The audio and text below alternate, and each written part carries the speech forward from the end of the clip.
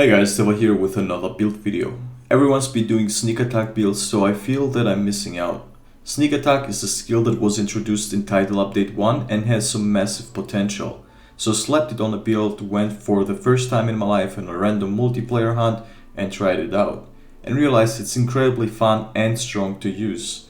The reason for that is that sneak attack buffs your damage by 20% and not 12% as stated. It's a translation error.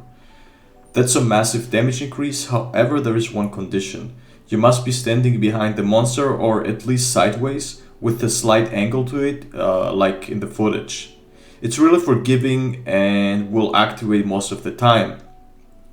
Doing this in solo I find it quite impossible since the monster will face you about 90% of the time, but in multiplayer as long as you aren't the host, monsters will almost never face you.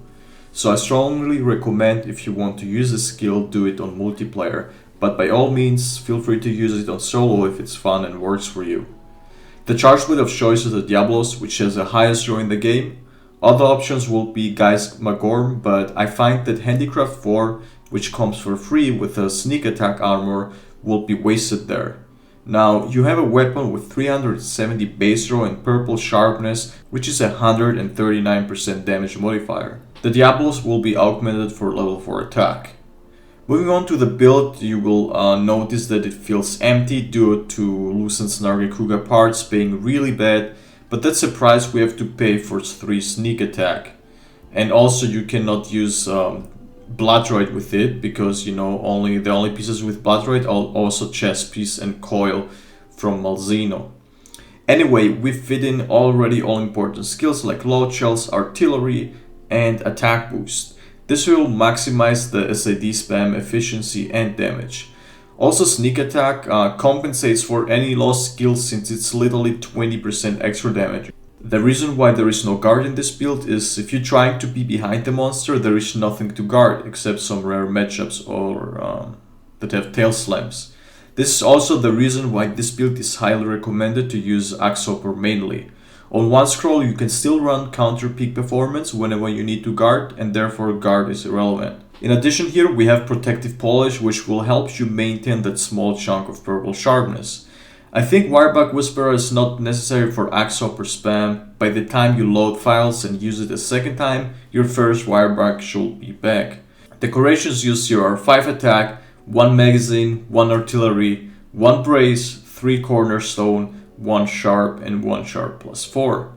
As for Rampage Deco, you can use whatever anti-species you're fighting. Skills I recommend using on Curie Augments are Slugger, Chain Crit, any crit boosting skills, Guard if you want to hybrid playstyle between SAD and Sneak Attack, normal counter SAD, or any other comfort skill you want. My switch skills for Red Scroll are basically the ones from the normal SAD gameplay with Countermorph, and on the Blue Scroll, which you mainly will use, you swap Counter Peak Performance with Axhopper, but you also don't use Countermorph since you're not gonna counter attacks, so you have a faster morphing animation. That was already it. Hope you guys enjoy this and give it a try. Elemental Charge Blaze seems number-wise to be much stronger, but that's only on specific matchups.